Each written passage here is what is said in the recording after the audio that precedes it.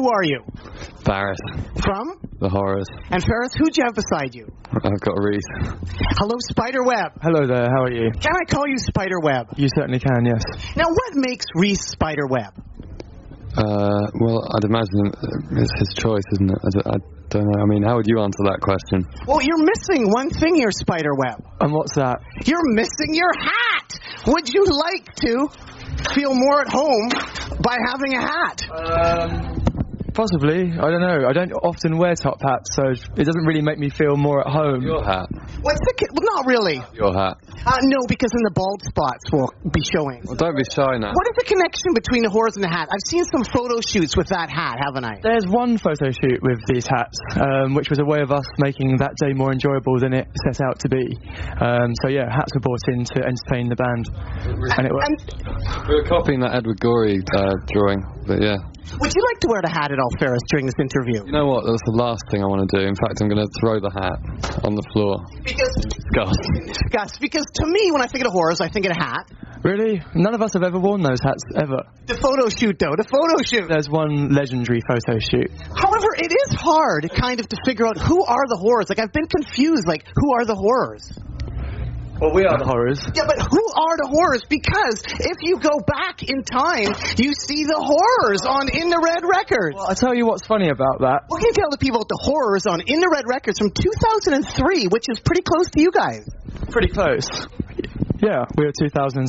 We hadn't heard the Horrors before, but I don't know, I think if you go through our record boxes, I think I've got a single by a band called Led Zeppelin that came out in 1967. It was a one-off thing on this small English label, and that predates the otherwise, the bigger name band. Nirvana, for example. Rainbow Chaser, an amazing track. In fact, they released hundreds of great records. And soundtrack for the Touchables. There you go.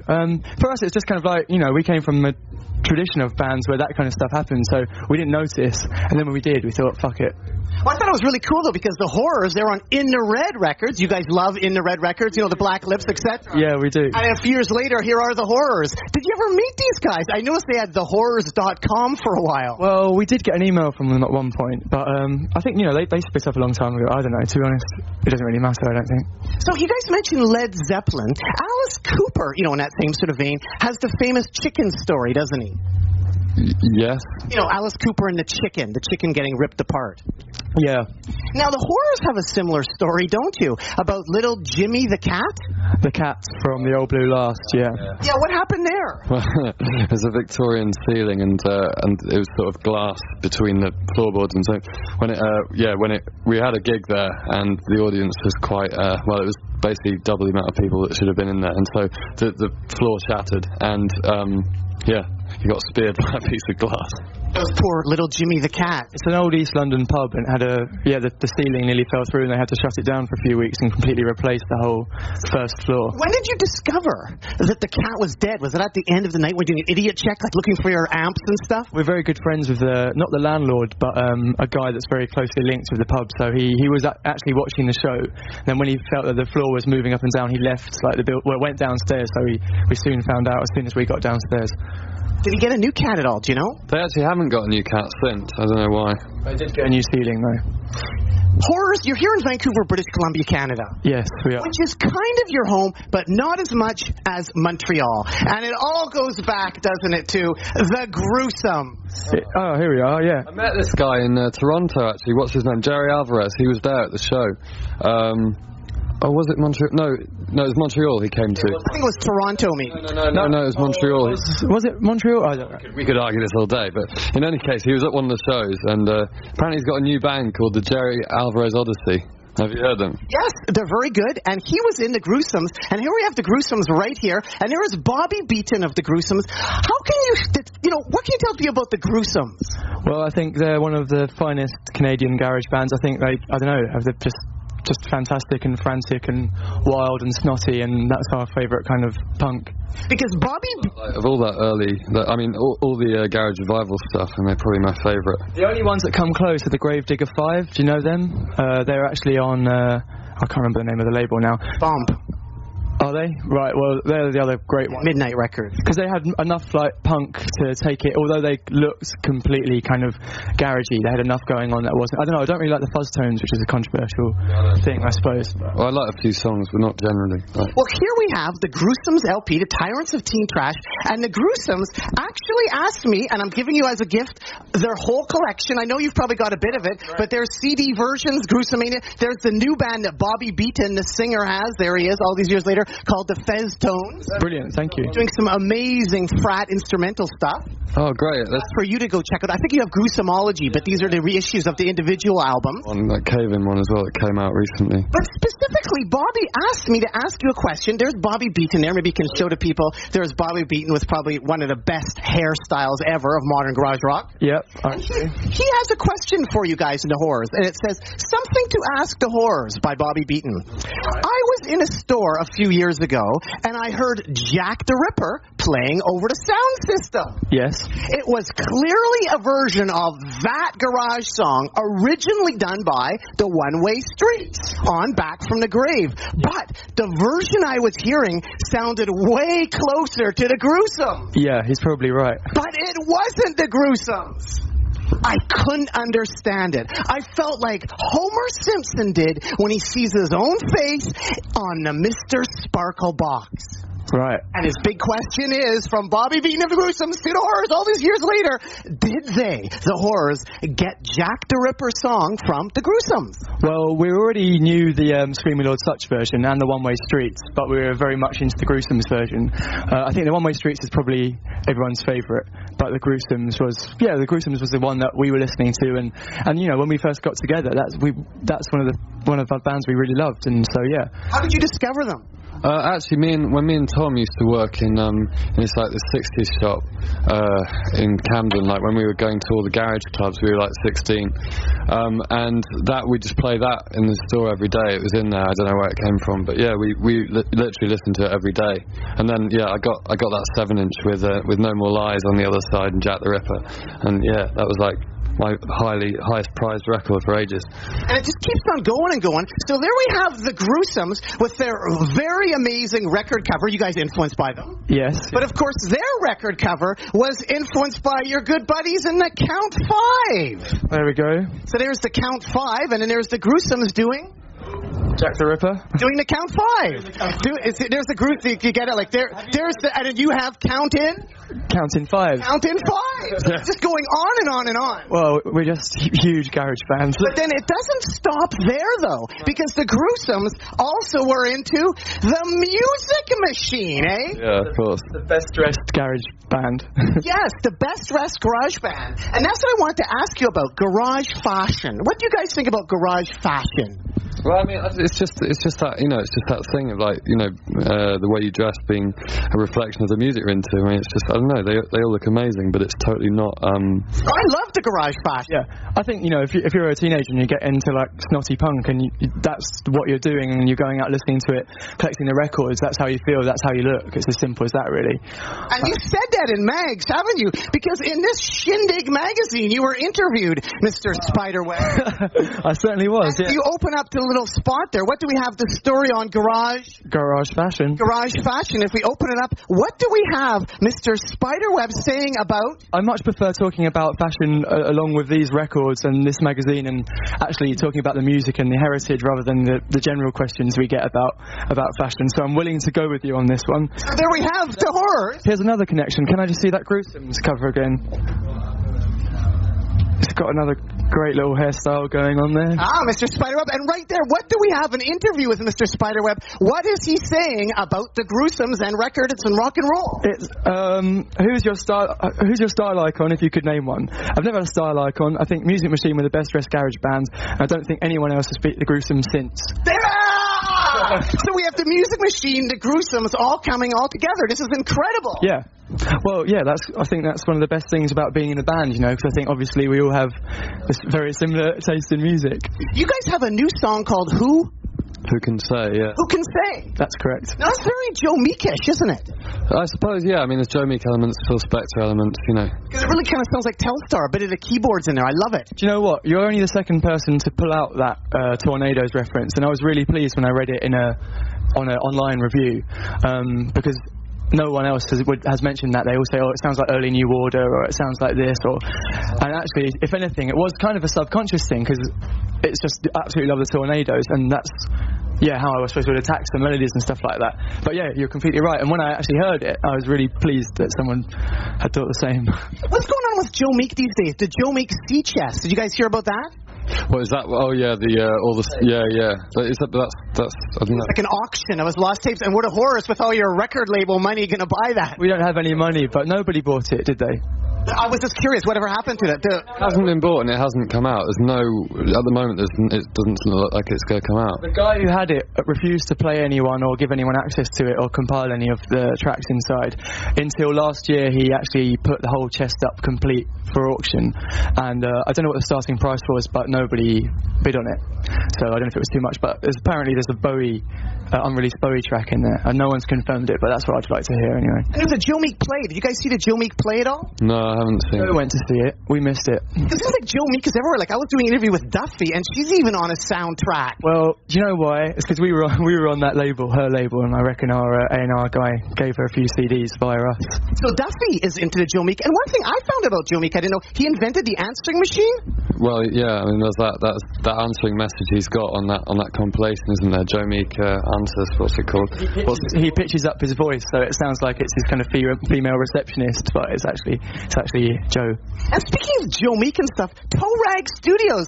Have you guys ever recorded there? No, we haven't, no. Any reason why you haven't did a vintage toe? For people that don't know, what is Toe Rag? Toe Rag's kind of the best, one of the best as a couple, analog studios in London, and Liam Watson, who runs it, has recorded all of the Medway groups, Buff Medway's head coatees, and famously the White Stripes, and it's full of kind of BBC desks. Well, he's just got an amazing collection of everything you can imagine, I think. But would it be natural the Horace would go in there? Well, the funny thing is, he came to see one of our early shows, and we were kind of quite excited that he came along. And apparently he really didn't like it, so we didn't speak to him about it then. And then he came to see a second show, and we thought we had a really terrible gig. And he came up after and said, "Oh, great, I really enjoyed it. I really get it."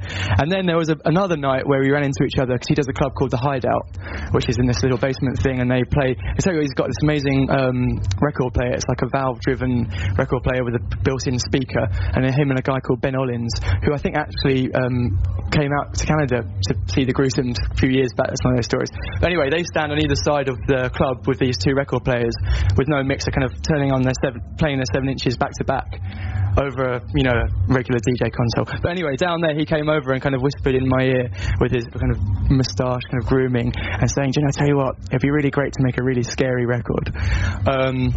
But yeah, it never came to fruition. But the point for us, I think, was we always wanted to do something. We didn't want to be one of those kind of only working with analog equipment or only using old gear. We were always kind of a forward-thinking band. Yeah, sorry, that was a really long-winded explanation. It was amazing getting to the bottom of it with the horrors. The horrors. Now, Ferris, I've heard that sometimes at some gigs it only takes 5 minutes for you to get your shirt ripped off. My shirt, it hasn't actually been ripped off that many times. Well, how quick does it take for the shirt to get ripped off? Well, my shirts are normally quite durable, so I'm usually okay. A lot of rock and rollers, they take off the shirt, but you can't help it. Like, people are ripping off the shirt. I heard it was like 5 minutes, the shirt gets ripped off, and 6 minutes, then hands are down pants. Are you going to be down the front row this evening?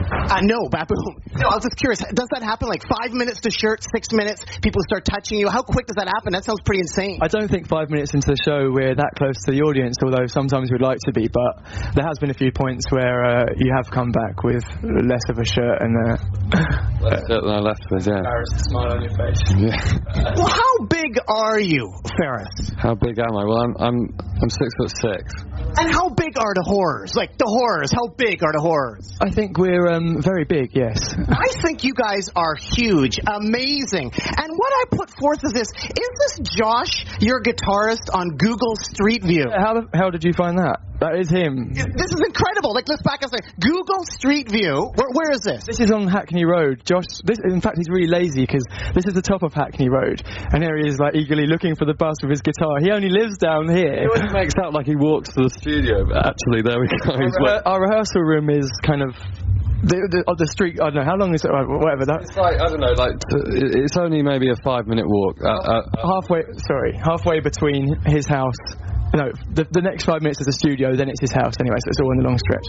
But yeah, that's interesting. How did you guys discover that? Google Street View, Josh, your guitarist. Well, you discovered it. Well, I guess I was searching for the horrors deep through London. That is pretty amazing. They end up on Google Street View. Funny you say that, because obviously someone did, because it was someone on our forum that posted a link to it, and I mean, I don't know why they would have been searching Hackney Road at that point or whatever, or how they even spotted him. Because I mean, to actually, those. I mean, think how much of London they could have seen. Because the initial shot's quite zoomed out as well. It's like a 5-minute bus ride he's taken. Is that what it is? Just to get to the end of his road. So being lazy paid off in the end. Well, fame at last.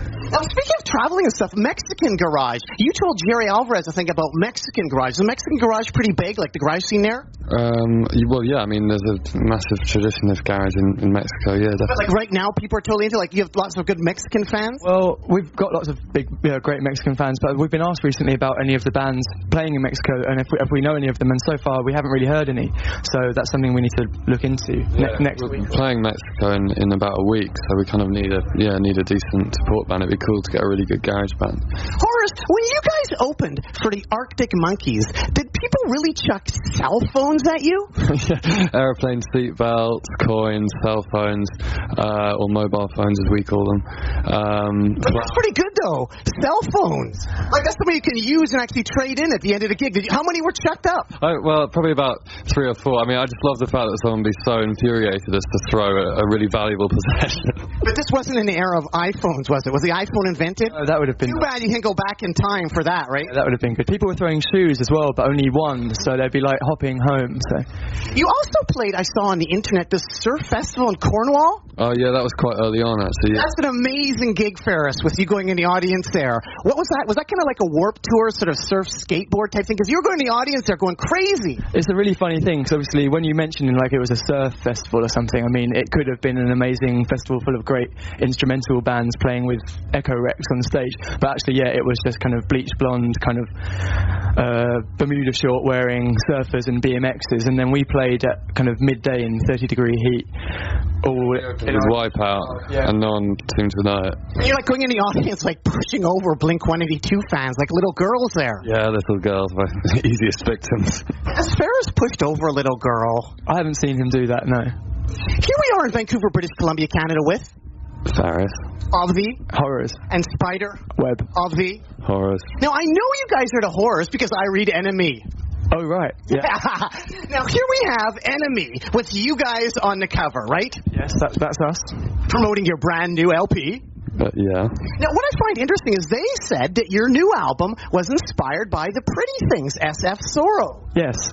Now, if we could open up to that little point right there, what picture do the enemy put down for The Pretty Things? Outrageous photo you could ever imagine. Considering all of their European sleeves, for example, because you didn't get company sleeves in... pitch sleeves in the UK, there's like a wealth of amazing psychedelic era Pretty Things photos they could have used, and they used this one. Now, great band and everything, but do you ever wonder, like, can't they just go through their archives? Do people get that confused, like, wrong era of the Pretty Things? They don't get confused. It's just like, you know, they've got a deadline, they want to go home, and they don't actually care. That's why, like, fanzines are the best source of music, because it's people who are actually doing it for the love of it, not people who are trying to meet a deadline. I also noticed that your guitarist, Josh, as featured in Google Street View, he said on the new album that you guys were totally into the New York sound of Mars. I've got this record at home. Do you have the inner sleeve with the lyrics inside? I think it might be there. I guess what I was curious is, what can you tell people about Mars and perhaps the Mars influence versus the Pretty Things influence on your brand new LP? It's not actually that far removed, is it? I don't know. Because I mean, it's all about, you know, using instruments in a unconventional way, or, you know, seeing how you can push them. And this particular record, No New Way, for people that haven't heard it, has Mars on it and Lydia Lunch and a bunch of other bands. Yeah, I think it's sonic communication, isn't it? It's just the way you can use sound to make the listener feel a certain way, or the way, you know, we playing it feel a certain way.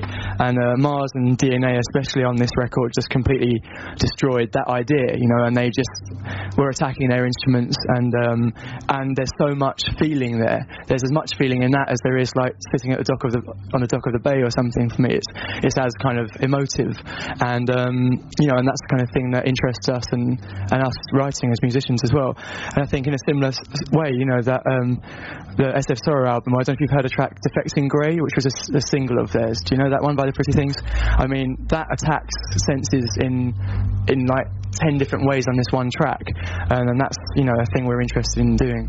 How about Toynbee Hall? That's where I shot the video? Yeah. What's that place like? It looked kind of interesting. Well, I mean, I don't know, it's just a theatre, really. It's, you know, on Just a theatre in England. There must be some good action there. It was interesting because it's actually completely hidden away. It's just in the back streets of East London, and we all kind of live around there and know everywhere, and we've played all the venues and we know all the bars or whatever, you know. But yeah, we'd never heard of this theatre. It's kind of tucked away, and obviously it's like a really great space, so it was a new thing for us to find.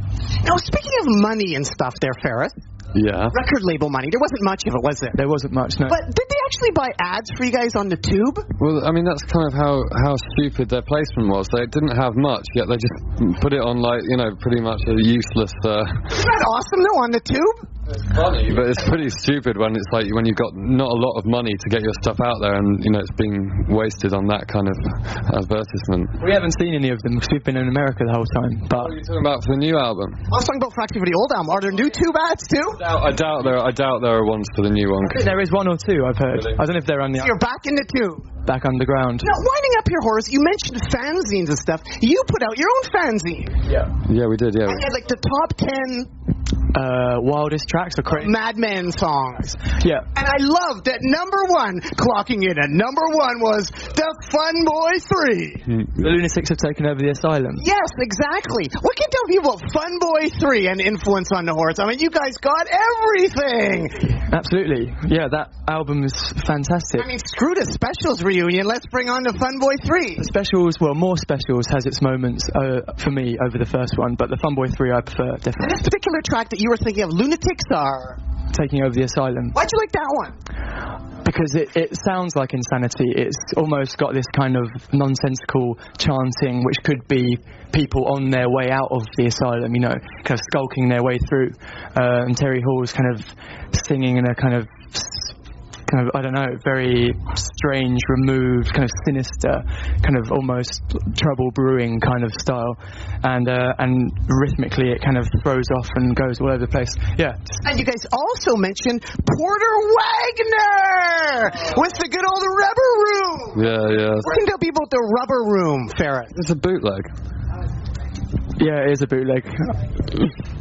Why would people bootleg Porter Wagner? It's that amazing, isn't it? Well, yeah, that Rubber Room track's absolutely brilliant. I mean, he's got a few brilliant ones. Well, quite a few, but yeah, that's definitely the pinnacle. Were you ever asked to open up for Porter Wagner? No, but funny enough, I thought you were, because it was on the same... Not quite. It was more... We were originally asked by the White Stripes to support them at Madison Square Gardens, and yeah. We were, and we couldn't do it, and he ended up doing it instead, which I don't know. I think. So you missed playing with Porter Wagner? Well, I'd rather. And the White Stripes, but more importantly, you know who Porter Wagner had drumming for him? No. Billy Bob Thornton. Really? Yes, he was the drummer for Porter Wagner on a few tunes. Wow.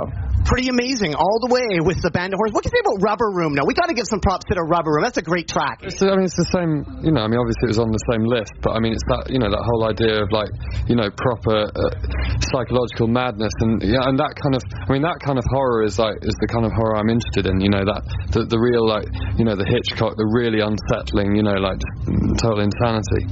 I really love the way how you guys can educate me. Like, you educated me on Bobby songs, Ferris. On Bobby, like, all these songs have the word Bobby in it. What can you say about that? It was perhaps Pamela Blue and Sherry Sisters. What can you tell people about that? It was a CD you put in with your zine that taught me about Bobby songs. Yeah, I'm really into 60s girl groups, and yeah, I mean, the Pamela Blue one, that whole Joe Meek compilation of Joe Meek girls is, like, it's all incredible. But yeah, I've heard so many more Bobby songs since then, so maybe I'll do another one. Like, it was My Friend Bobby, Stay Away from Bobby. I loved it. There's all these, like, why was it Bobby, you think?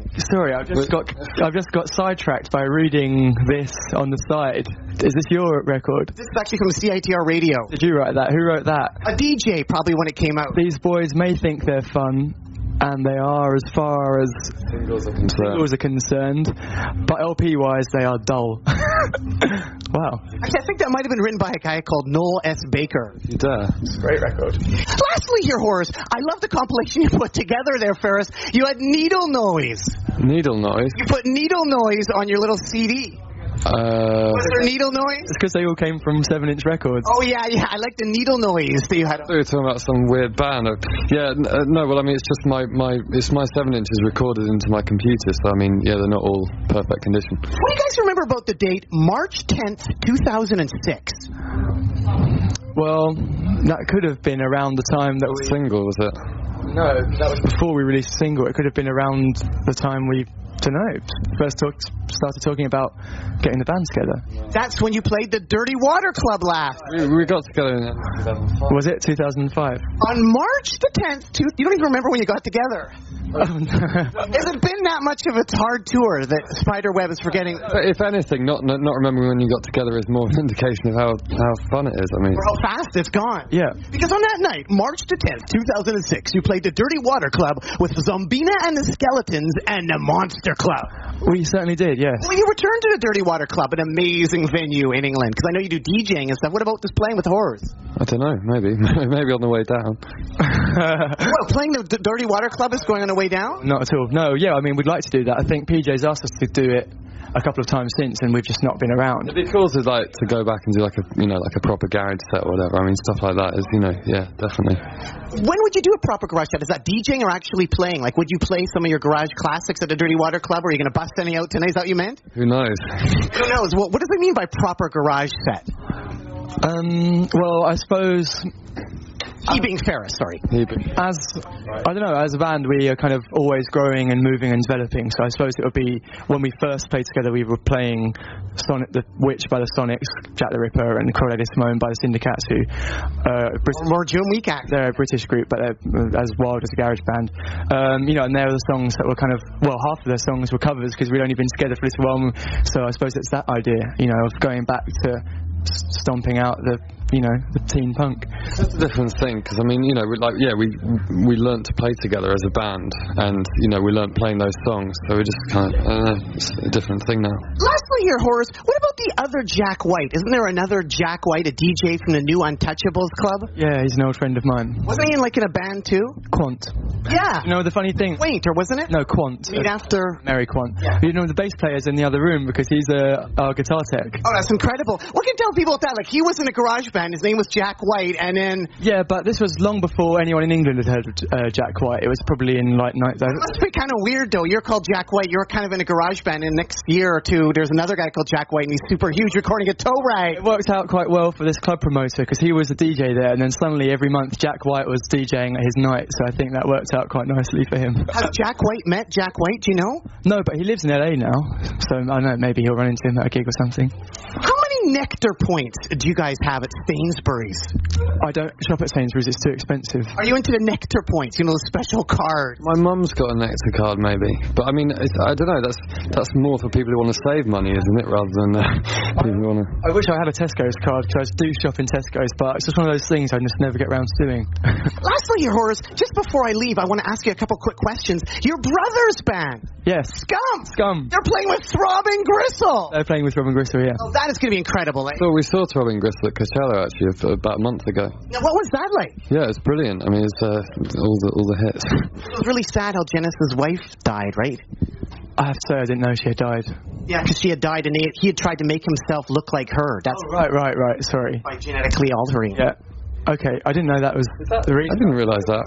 I thought he sort of started that process long before he got married. I don't know. I thought that he wanted to look like her. I thought it started off as him and Cozy doing an art kind of project, and he carried on going with it, and she didn't. That's what I thought. But I could be completely wrong. But we did meet him, and he was very, very nice. He came to see us play our first show in New York at the Bowery Ballroom. So yeah, but seeing them live was amazing. Actually, the one thing about it was as well. That's pretty amazing. Welcome to America. The guy from Throbbing Gristle shows up. That's pretty good welcome, isn't it? Funny thing was, Josh went to get some strings from a guitar shop, and he went in there. He was like, "Oh, are you in a band? Are you playing tonight?" And he's like, "Yeah." What was the name of the band? So, The Horrors. And he said, "Oh, I'm coming with Genesis to see you tonight." So that was quite crazy. We knew he was going to come. Anything else you want to say to the people out there at all, Ferris from Ferris Bueller's Day Off? I hope that story about. I hope that thing about Genesis is true about him wanting to look like. That's insane. It's sort of insane no matter what the reason for his current state. I could be wrong. I'm wrong a lot of the time. I hope not. That's for sure. Yeah. Very imposing. Horace, anything else you want to tell the people out there at all? I really like your interview technique. It's like an ever unwinding ball of string. Well, thank you so much for coming to Vancouver, British Columbia, Canada. Where do you get your hat? Actually, my mom brought it back from Scotland. Oh, that's a good one. Home of the Kaisers. Home of the Kaisers. Well, thanks so much, Horace. Keep on rocking in the free world, and doodaloot-doo. Bye. Almost. Doodaloot-doo. Doot.